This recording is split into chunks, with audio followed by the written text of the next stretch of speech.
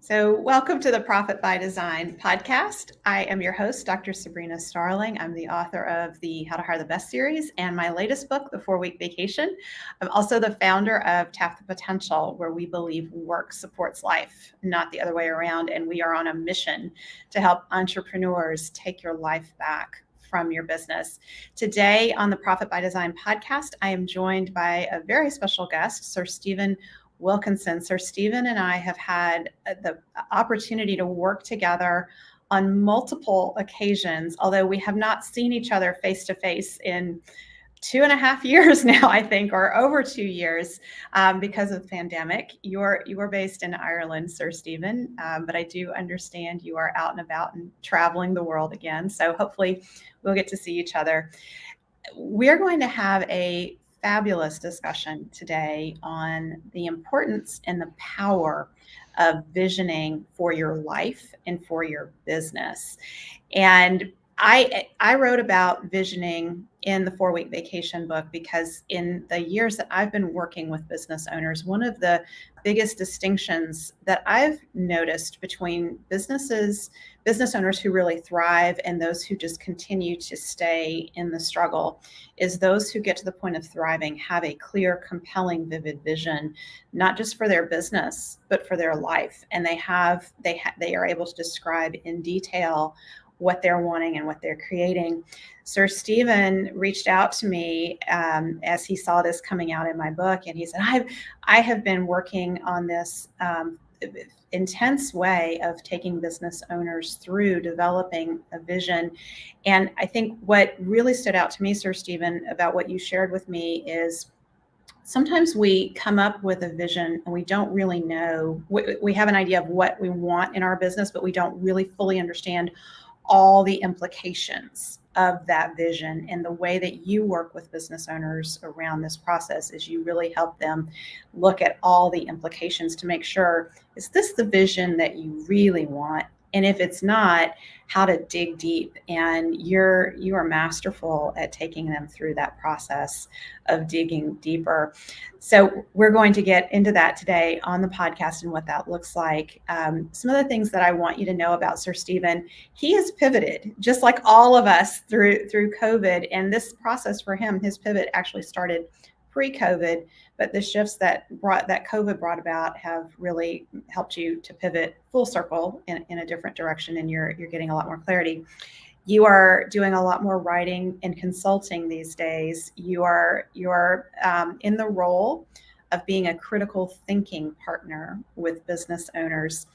And you said to me that you work with leaders of human scale business who are having some form of growth challenge. So let's just dive in right there. What do you mean by human scale business? Yeah, the word I chose the word human scale or that description um, because I don't have I don't have time to work with people that I'm not aligned with on a values basis. And one of the things that fascinates me is intimacy in business. The businesses that I like working with and the business leaders that I like working with are all aligned around some higher purpose, um, and understand, I'm going to call it very simply, the people part of the business as being absolutely essential and mean it.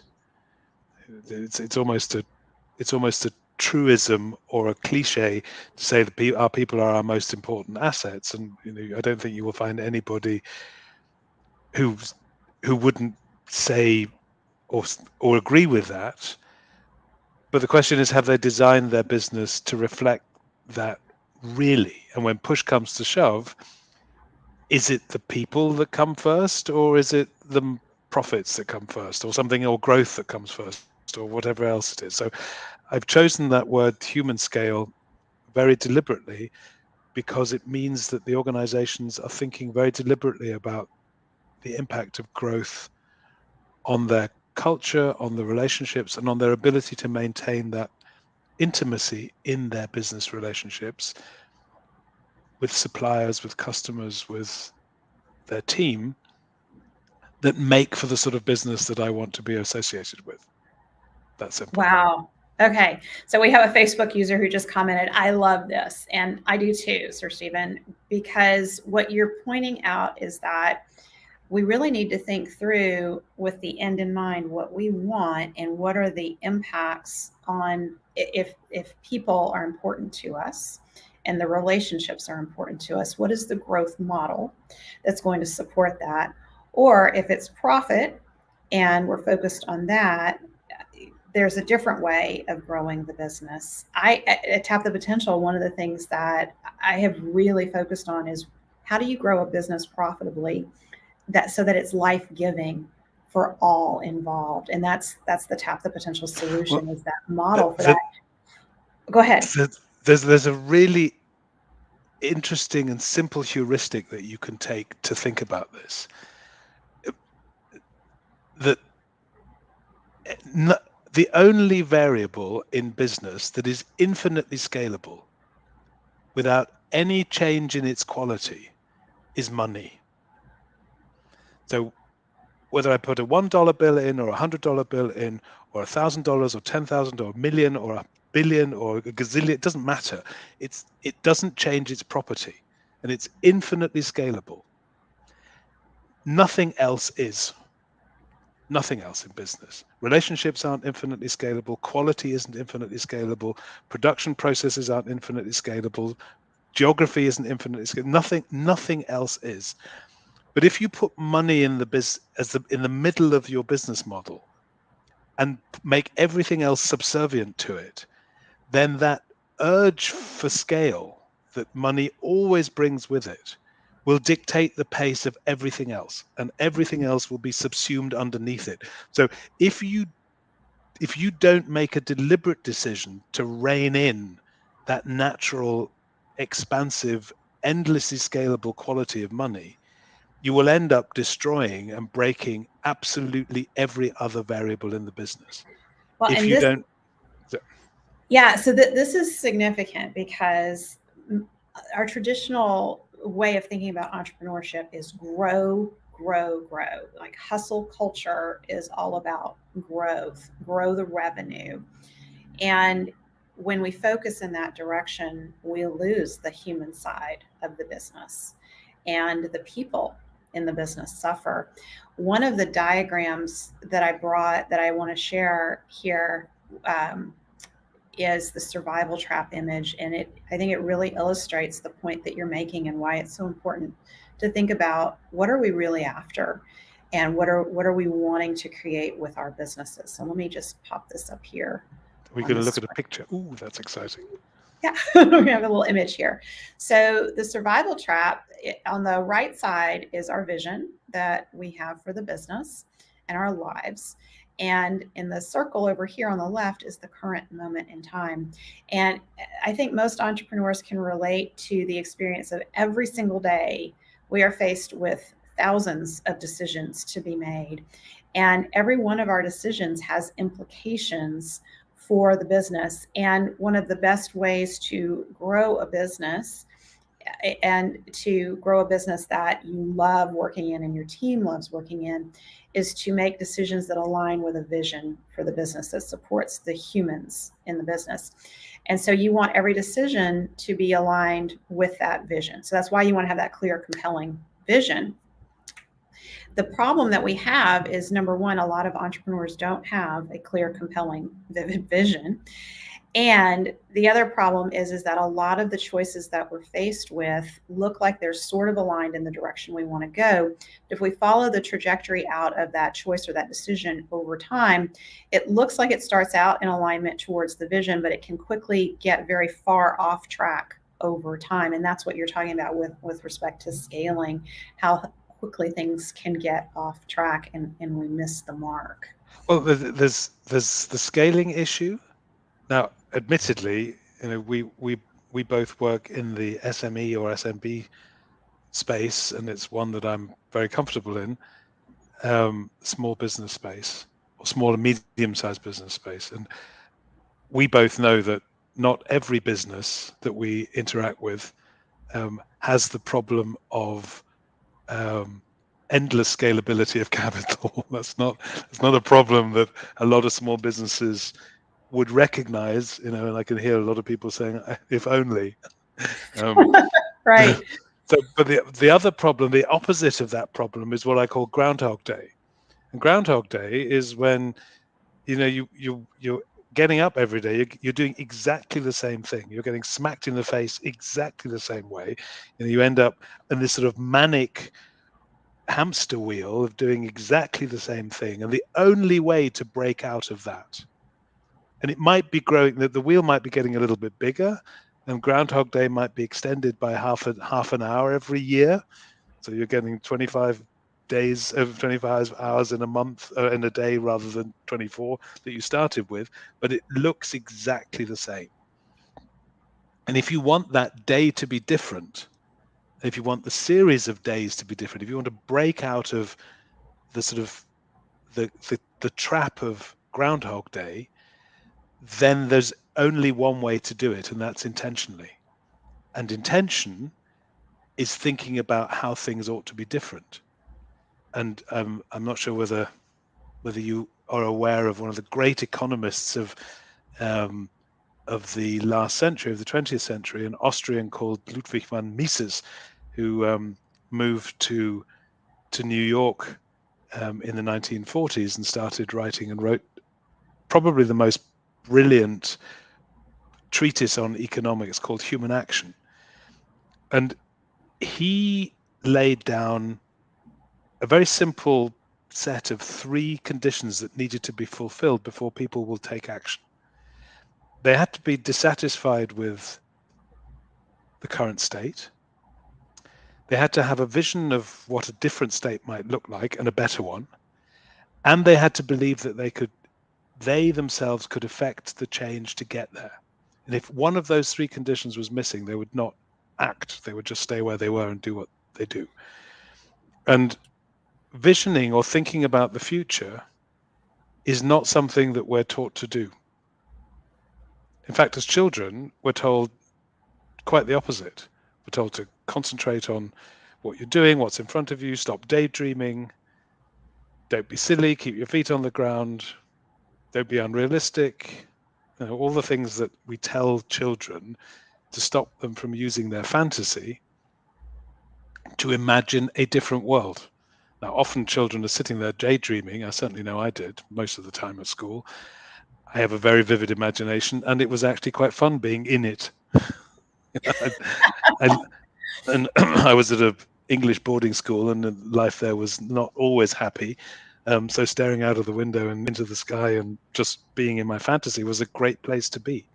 And we are taught through all sorts of different mechanisms that that's somehow irresponsible, impractical, stupid, not what grown-ups do, and so on. So we successively reduce our ability to imagine what the future is. And entrepreneurs fall into 2 categories as far as that is, very broadly. They of course they have an aspirational idea of what the future can bring, otherwise they wouldn't start what they were doing. But they're often very extremely vague about what it looks like. And I saw a cartoon once, and I can't share it with you because I've just thought of it, of the 2 states of mind of an entrepreneur. There's sort of at the bottom of the graph, there's hard work, sweat, blood, toil, and tears. And then there's this fantastic state where you're in your yacht and you're looking over the Florida coastline, and you've got a glass of champagne in your hand. And those are the only 2 states that are acknowledged. And you spend all of your life as an entrepreneur in that sort of blood, sweat, and toil state. Mm-hmm. And your vision is, well, something's going to happen, because why would I be doing all this that's going to see me on my yacht with my glass of champagne and my fishing rod in my hand off the Florida coast in my boat? And I think it's that state, that fantasy, that one day that has to be the result, because otherwise why would I be doing this, that keeps a lot of entrepreneurs in motion. But it's not a vision. That's the fantasy of somebody who's in prison, and dreaming of what life might be like Ooh. So in a different that's state. a powerful statement. That's the fantasy of someone in prison dreaming of what life would be like in a different state. Yeah. So how do we get to really visioning? Well, I have had two great influences in this health visioning process, and one of them came from the Small Giants, one of the original Small Giants. I'm probably going to say the original inspiration for the Small Giants book. A man called Ari Weinzweig, who is one of the founding partners of Zingerman's in Ann Arbor. And I'm sure you've heard of it, and I'm sure lots of other people have as well. The famous deli, President Obama visited it when he was in Ann Arbor and had one of their famous Reuben sandwiches, which are probably the most expensive sandwiches in the world. I think it clocks in at something like $18.75, but it's worth it. A sandwich for which you probably need building permission or planning permission is got to be worth $18 or almost 20. But Ari runs his business with his partner and has through the years developed the technique of visioning and uses it as the core change management instrument in his business. And he teaches it, and I learned it from him about 12, 13 years ago. That was the one influence. And I've considerably adapted and adopted that particular model. And it forms the core of the work that I do with visioning, supplemented with a few other things. The other person who was a great influence, although I didn't know it at the time, was my grandmother, who was very eccentric. And she used to have this saying, which was, if you don't know where you're going, you'll end up somewhere else, which I just thought was silly. Just didn't mean anything until I realized that you would only know if you were somewhere else if that somewhere else wasn't what you actually want, where you actually wanted to be. And that meant Mm, that inside of you, you do know where you want to go. You just don't know how to articulate it. Because if you did articulate it, you could then be precise about your intention and then do things that conform with that intention rather than doing things that lead you in a different direction. If you go back to, I don't know whether you can go back to your graphic. yes, let me put it back up. If you look at the dotted thick red line, which says, I think, starting close to Starting? goal, but over time misses the mark. Yes.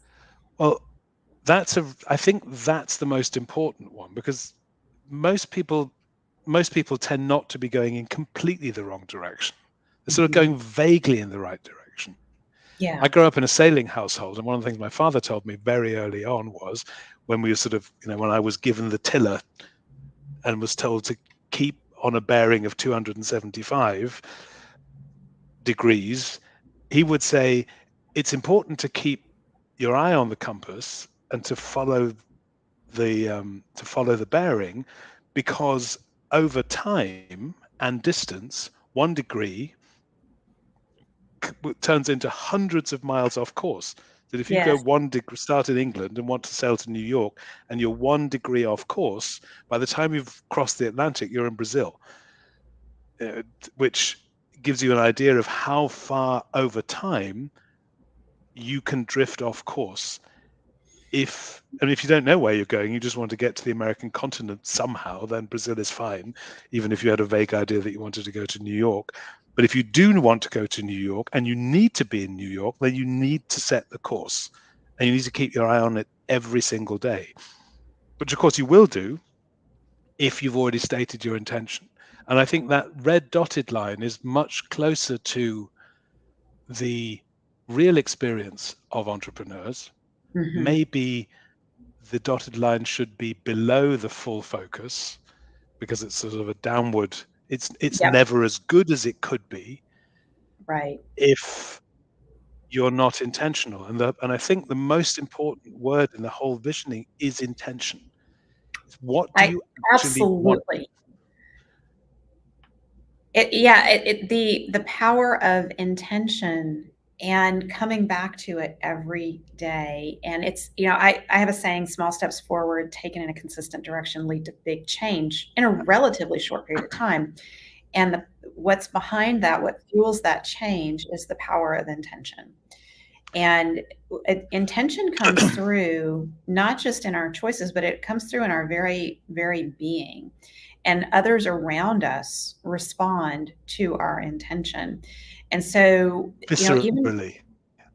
yes. So even over Zoom. So even if we're not face to face, if I came into this interview with an intention that we're going to make a lot of money here somehow through this interview, that's a very different intention than I want to bring some information here that's going to support entrepreneurs. We're going to teach, share, educate, enlighten. That's what we do here on the Profit by Design podcast. That's the intention. And people respond to that intention. Even the way that you show up and engage with me here in the conversation is based around that intention that we both hold, that we want to share and support other entrepreneurs in learning. Yeah. And the vision is the intention to break out of Groundhog Day. And because Groundhog Day is a state, and because the vision is a different state that hopefully is inspiring and exciting for you when you think about it, challenging, gets your sort of energy and adrenaline going, it is at heart a change management document. It is starting with the end in mind, to quote Stephen Covey, and to saying, where do I want to be, or what do I want to be different? Which is where it starts becoming really interesting as a leadership tool. Because the power of a vision is its specificity. It's not an aspirational, vague document. The more specific you can be about your intention, the more amazing things happen.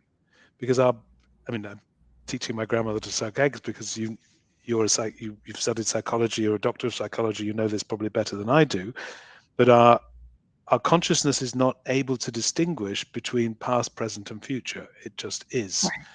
Right. Yeah. And by stating, one of the ways to trick yourself into actually believing your vision is to formulate it in detail, in a narrative form, in the present tense.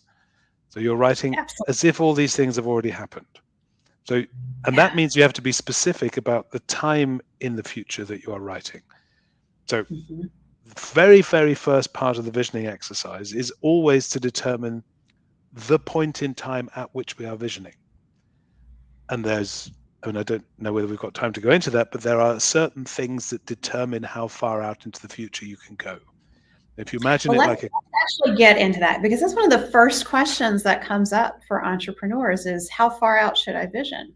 Okay, then the way that you do that is you grade yourself 0 to 10 on 5 basic criteria. And think of it in the way that think of it like a crane. Every crane can only stretch as far as it's weighted on the base. So the heavier the base, the further out I can go, depending on how it took, because it's fulcrum. Yeah. So what determines the weight of the base of a business? And it's the following, I think. Number one, it is your understanding of the value that you're bringing to the marketplace. What transformation do I want to achieve with my clients? If I'm not really sure what I'm doing, and I'm not really sure who my clients are, and I don't really know what the transformation is, or it could be lots of different things, that vagueness does not translate well into future specificity. Number one. Number two, the age of the business. If I've just started, I have a completely different base weight in terms of my understanding of the volatility of outcomes. In other words, it could be amazing or it could be a complete disaster within a month. If I've got a 20-year-old business, or I'm working at the moment with a 50-year-old business, the range of outcomes is much tighter. So if I'm extending that out into the future, I can afford to go out much further because it's not going to change that much on a month-to-month or quarter-to-quarter basis. And if I really want to change something substantial, it's going to take time to do it. That's the second thing. The third thing is how well I understand my business model. Do I really know what effects change within the financial structure of my model? So my input variables and my outputs. So do I really understand what is determining the financial model at the heart of the business? If I don't, then it's very difficult to extrapolate it into the future, because the mistakes that I'm making on a compound basis over time will be so enormous as to render my model worthless. You're constantly looking to narrow in on an outcome that has a pretty high probability of you being able to reach it. It's got to be strategically anchored. So the third thing. The fourth thing is your strategic focus, which is sort of aligned to the first one, which is, do you know what your transformation is? But the more focused you are, and I know you are an expert in pumpkin planning, well, the clearer your pumpkin plan is, the better you will be able to marshal your resources and then think, well, if I apply this strategy and that's the outcome I'm looking for, what does that look like in the future? What happens if I do that for 3, 5, 7 years? So your transformation in your marketplace and your sort of customer value and your strategy are very closely linked together, and they're both tied into the business model. And So they're I want to, both those. So yeah. well, no, as you're talking, I want to add the sweet spot diagram here on the screen for us, because that's the heart of pumpkin planning. And this is what you're talking about, is understanding, a deep understanding of the sweet spot of our business makes that stronger Absolutely. foundation. So the sweet spot of the business is the intersection of your top clients, your unique offering, and this is the value that you add to the marketplace. This is why when you talk about Zingerman's and the $18 sandwich, they know the value that's there that they've created, and that's why they are able to charge that for that sandwich. There's all kinds of other things packed into that sandwich beyond just a sandwich. And the other part of the sweet spot is the systems, how you are delivering that unique offering to your clients. So when that is tight, that's that stronger base that you're talking about. Yeah, and the systemization is what allows you to scale and Mm-hmm. allows you to duplicate, because you understand how your system works. So in systems and business model are part of the same thing. Maybe I'll add systems to the base weight. And the final one, in my estimation of what contributes to base weight, is the level of enthusiasm that the entrepreneur brings to it. If you are passionate about what you're doing, and we both know one particular entrepreneur whose business model understanding is still very in a very early stage, but is deeply passionate about what he is intending to do and the transformation he's looking for. And his enthusiasm adds a great deal to that base weight. So if you score yourself on those 5 or 6 points, and let's take my 5 and add your systemization from the pumpkin plan sweet spot, then you've got, and just grade yourself, then the higher the number, the further out you can go. It's that simple. Got So it. if Got it. you're just starting, you don't really know your business model, you're not quite sure what, then so extending it out 18 months is already about as far as you should be going, because that will Mm-hmm. give you, that will give you the focus and the concentration to get to that critical next stage, when you're then suddenly a year and a half or 2 years old, and then you can afford to go a little bit further, because you've refined your knowledge around all those aspects. That's right. So this is where we're constantly learning, and our business can only go as far as we learn and grow and develop ourselves as the entrepreneur, because our own learning limits our vision. And the more we learn, the greater the vision we can have. And the analogy that has always really resonated for me is, I used to live in Wyoming, and the Teton Mountains or the Wind River Range, whichever one.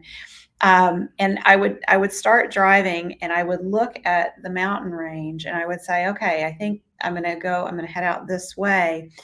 And the mountains are they're kind of vague and fuzzy, and there's clouds in front of them, so you can't really see them.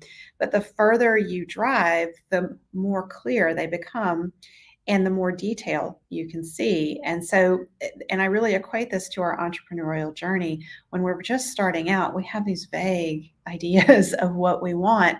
And the further we go on the journey, we start to see, there's some definition here. There's shapes, there's trees, there's rivers, and I want to go this direction. This is the destination that I want.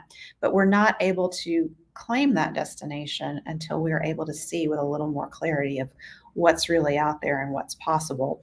And what I'm fascinated by, Sir Stephen, is that it is what we don't know that we don't know, especially when it comes to what's really possible, what can be created. And I think we limit our visions sometimes. Absolutely. And one of the there are two things that I do that I have to do during every visioning process, everyone, to various degrees.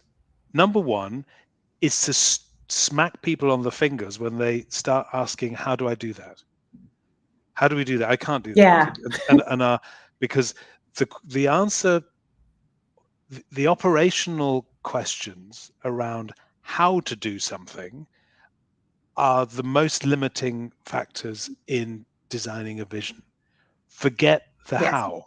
Just forget it. Yeah. As soon as we say, I don't know how, we stop our creativity. We stop our creativity. It's that simple. Yeah. And so the only thing that you should be interested in is where. Where are we going? What does it look like when we get to this particular point? And we started off by saying that the very beginning of every visioning session is a determination of the point in time that we are actually visioning. So is it 3 years, 5 years, 7 years? Is it an anniversary? And then to be very specific about what you are doing as you are visioning. Because it's okay to say we're going to go 5 years out, but we're now 18th of May. 5 years, the 18th of May is 2027, 18th of May. What are you doing on the 18th of May or sometime in that year that is so powerful as an image for you? And maybe it's your 10th anniversary of the business. Maybe it's a Christmas party. Maybe it's, it could be anything. But you have to put yourself in a very specific situation and then decide, am I giving a speech? Am I writing in a journal? Am I talking to my partner? Am I talking to my leadership team? You have to create a scenario and make it easy for yourself to actually be in that future. Because if you're just trying to do it without any external references whatsoever, as a sort of academic exercise, it loses a lot of its coherence and its energy. And at the end of the day, what you are doing, and I'm going to get a little bit esoteric here, is you are extending your consciousness into the future. You are planting an anchor in the future, and then you are letting your energy flow between where you are now and that intentional point in the future. And it's that energy that makes all the other options disappear. And the clearer the tension, or the stronger the tension between where you want to go and where you are now, works exactly the same principle as an electric current. The current needs tension, and it needs a very specific point. It needs a positive and a negative. And in order for 800 or 1,000 volts to flow, there needs to be a big, clear metal object at the other end to tie the energy flow between here and there. And that's exactly what you're doing. You are banging in the positive pole from your negative future, negative present. I'm just using negative and positive as a technical term. But we'll leave it at that, because negative means I'm looking at all the things that are wrong today, things that I'm not happy about, that could be better, and I'm turning them into positive outcomes and condensing those so that my work energy and my mental energy can flow towards that point and not get dissipated in all the other possible options that might describe my future. And Yes. in the original, and I'll finish the sentence in a second, or my ramble in a second. The original work in organizational psychology was done by a gentleman called Ron Lippitt at the University of Michigan in the organizational psychology department. And he referred to the work that he was doing as preferred futuring. He didn't call it visioning. Visioning was something that came out much later. He called it preferred futuring. And there's something very powerful about that, because of all the different futures that are out there, in 5 years, you're going to end up somewhere. We will We all do. reach that time continuum. And if you don't, then it's moot anyway. But we're all going to get there. And either you're going to be, it's going to be a broken business that gets there, or it's going to be a healthy, vibrant one. Which one do you prefer? Which of all the millions of futures? Just pick one. And it's got to be one that is inspiring and exciting for you and your team, and it has to be strategically sound. And finding the point between strategic soundness and inspiration is where you're maximizing the tension between present and future. Say that again, because that's really powerful. Say that last statement. Getting the point right between strategically sound, which is, does the business model work? Is it sensible within the context of your market and the time and so on? Getting the point right between strategically sound and maximally inspiring. If you do that and get the time right for your business, that's when you maximize the efficiency of the energy flow between today and then. If you make it too inspiring, that it's no longer strategically sound, then all the energy dissipates because you don't believe it either. It disappears into the realm of fantasy. If you make it too strategically sound, it doesn't have that charge of emotional excitement that makes you want to get there. So finding that sort of space, that tension between those two aspects is absolutely critical. And steering it so that you're just touching the sort of outer bound of the inspirational constraint without leaving the strategic soundness. That's what makes the vision great. Yeah. So the strategic soundness is the piece where it's grounded enough in reality that you hear it and those you share it with hear it, and they can say, I don't necessarily know how we're going to achieve this, but I can see that it's possible. And then you add that emotional charge to it because of the inspiration. And that's what pulls, that creates that pull, is it's believable and it's highly inspiring. And what I'm fascinated about in our human nature is, as soon as we put something out there that we really want and we believe it's possible, and we share it with others and they hear it and get excited about it and inspired by it, it immediately creates this gap. And our mind unconsciously and consciously, but a lot of it is unconscious, I believe, will go to work on finding the how, all the ways to bring that vision to fruition. And in my experience, a lot of times the resources that come forth and the people who come forth who are going to help us achieve this vision, to realize, and realize itself is an interesting word. When you say realize a vision, you're bringing it into reality, you're turning it real. And the people and the resources that come forward, that show up, because we're holding that vision clearly in our mind's eye, we will see those people and resources around us. When we don't have that vision, when it's vague and fuzzy, not clearly articulated, we'll miss those opportunities. We won't even see them. I think there are two aspects to that, and I can validate it 100% with the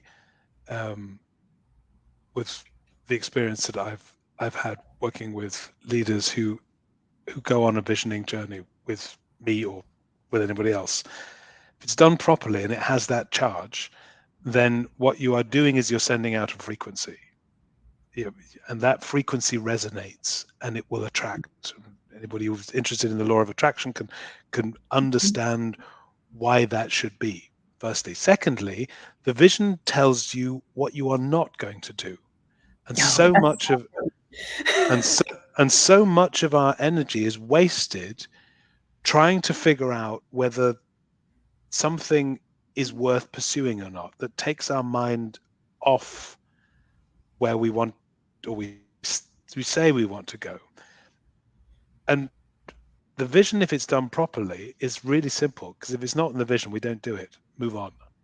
The amount of energy that you save not processing stuff that really has no business capturing your attention is enormous. And all of that non-wasted energy that you were otherwise leaching out every day, looking sort of left and right, is available for the actual business that you've committed to. And what I've found is that people who've committed, who've published the vision, who've actually come out and finished it and got it's in documented form and it's printed and published and shared with their team and with their community, they suddenly say, it's amazing how people are now acting as though that reality was already there. Yeah. Thereby creating the reality that you put into the future. And I keep seeing that again and again and again, because once you've told people where we're going and they get it and they buy into it and they're just as inspired, well, then that becomes the reality. It just becomes it, because we can't hold two different realities in our head at the same time. And all they are seeing is today's actions feeding into that desired future state. And it's incredibly powerful. I want to bring in the aspect of team in relation to vision, because one of the challenges that I hear from entrepreneurs is, I can't trust my team to make decisions in my absence. I'm convinced that when we have this clear, compelling, vivid vision that has been articulated repeatedly to the team, so you can't just say it once and you're done. It's the vision has to live. You have to continually come back to it, talk about it, keep it in existence in everyone's mind's eye and in their being. And when team members are faced with situations and choices that come up, understanding the business vision is critical to helping them make better decisions in the business, particularly when the owner is not around. And if we want to get to the point where our businesses don't depend on us being there every single day, one of the must-haves, there's several must-haves, but one of the must-haves is this clear, compelling, vivid vision, because it really is the roadmap for the team when we are not physically present. Yeah. Would you like me to talk a little bit about how you get to the final, how you actually get to the final vision, and make sure that it's not just yours as a leader, but that it becomes everybody's vision? If you imagine the entrepreneur as the owner of the business has to be the starting point. They have to be the starting point for the vision. It's a non-delegable leadership challenge, is to create the starting point for the vision. So they create the first draft, and through the entire visioning process, every single paper that is produced for the vision has to have the word draft over the top, so people realize this is work in progress. And it then goes out in concentric circles. So the leader starts, maximum 2 people if it's a leadership team of 2, then, but somebody's got to take the initiative, and they tend to be the person to create that first draft. You then take it out like a starter for a sourdough, and you then take it into the next level of management. And at some stage, usually after that first inclusion, when you've shared it with everybody, got everybody's individual feedback, you then take it into the organization, still with draft over the top.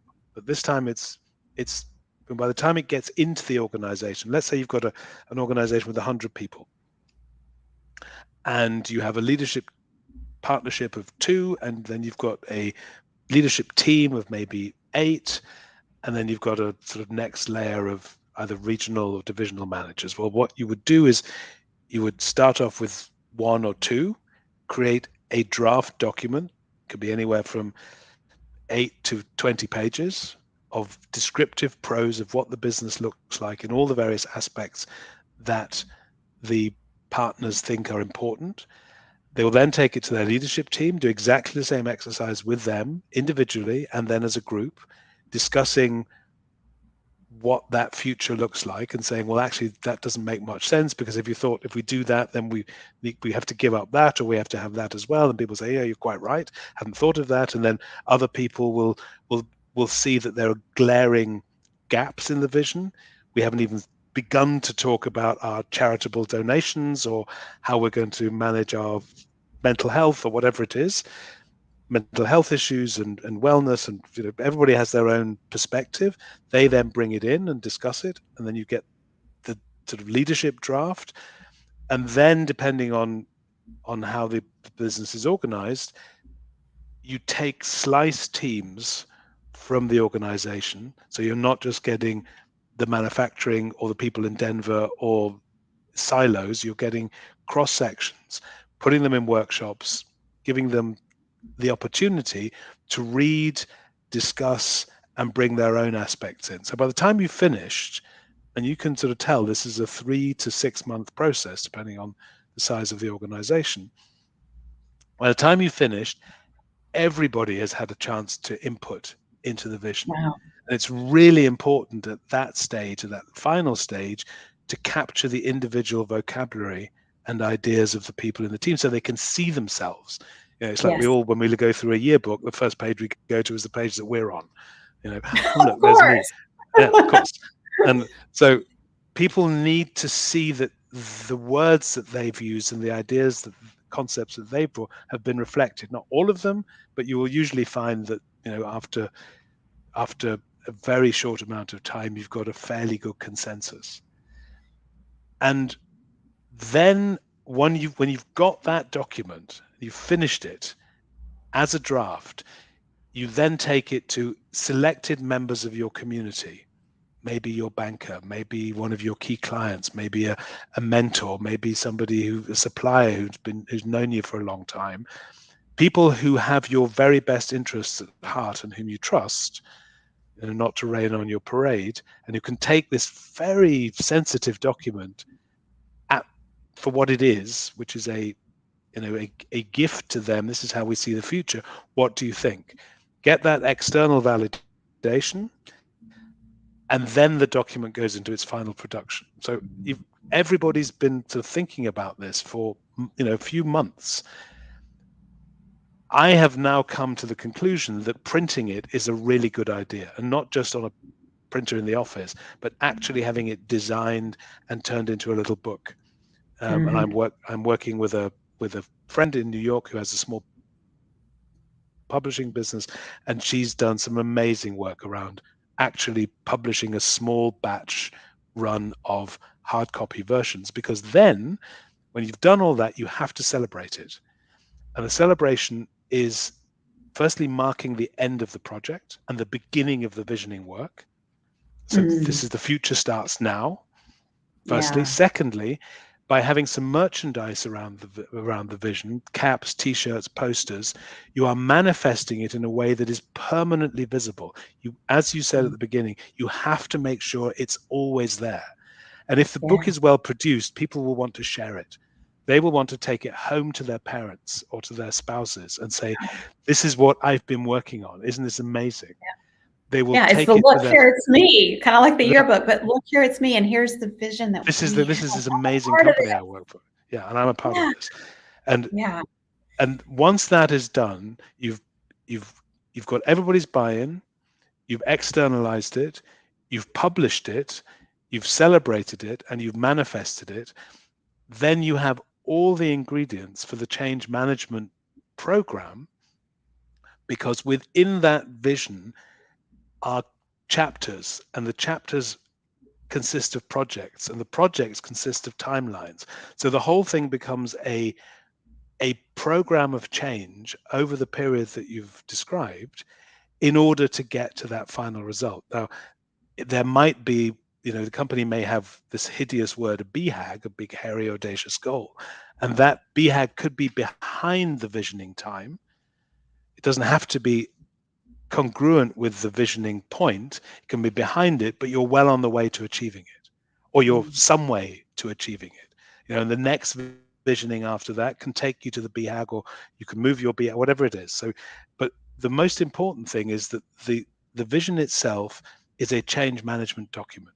It is telling everybody this is where we want to end up, and now we've got the projects. We've identified the areas in which we want to make those changes, and now we start figuring out how to get to the next state, not the end state, but the next state, whatever that is. And then you're working in quarterly or half yearly or annual increments of projects and goals and things, but you're doing it all with a very clear intention.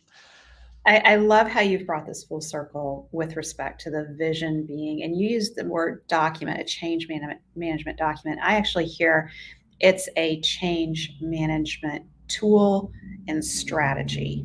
So it's not just you sit down and you create a vision, but you've really walked us through how do you create a vision that other stakeholders are going to connect with and buy into and want to be a part of and want to support bringing it into fruition. I work with a lot of entrepreneurs who the first time they create a vision, it feels very personal and we're scared to share it. And it's like, oh. And so I love the process that you've laid out because it's a safer way to start getting it out there in these stages with these different groups of people where you're getting feedback, and it's always in draft mode. So, as soon as we say something's a draft, it takes away that feeling of it has to be just right before we share it. And it makes it easier to share and get feedback. So have I got time for one final remark on this? Yes. Thank you. I believe this process is impossible to do by yourself. My experience of visioning is that every vision hits a wall at some stage in the first 6 to 8 weeks, and it's either because there's been some design fault in the vision itself. It's too far in the future. It's not exciting enough, and most people do not know how to get over that wall by themselves. I have. I'm all for people doing things by themselves, and this is, not you need to work with a consultant, but I'm telling you need to work with a consultant. You need to have somebody to coach you through this process, because otherwise, at the critical points, either 3 to 4 to 5 weeks in, or in the drafting, you get bored of the drafting, and it's only in the drafting when you're pushing the vision into that ideal space between strategically sound and maximally inspiring.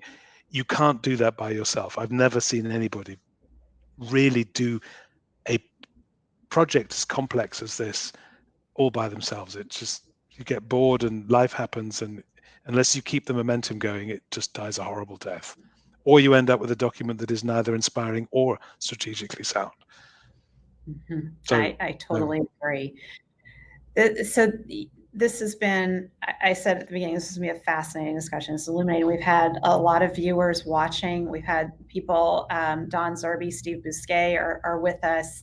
A Facebook user, it doesn't show me their name, they said, what not to do may be the most important energy-saving concept.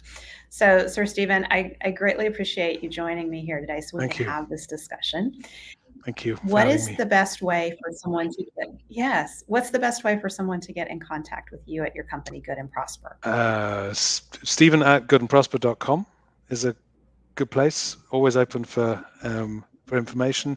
LinkedIn, I've started using last summer, and I'm not very good at it, but at least I'm there fairly regularly. And those are probably the two best places to get hold of me. Okay, so we had a little internet glitch when you gave the URL. So say the URL again for your website. Is goodandprosper.com, all written together, goodandprosper.com. Excellent. Well, thank you for being with us, Sir Stephen, and thank you for those who listened to us live today and participated with your feedback. A great discussion. Thank you. See you Always later, fun Sir with you, Stephen. Dr. Sabrina. Take care. Bye. Yes. Thank Bye. you.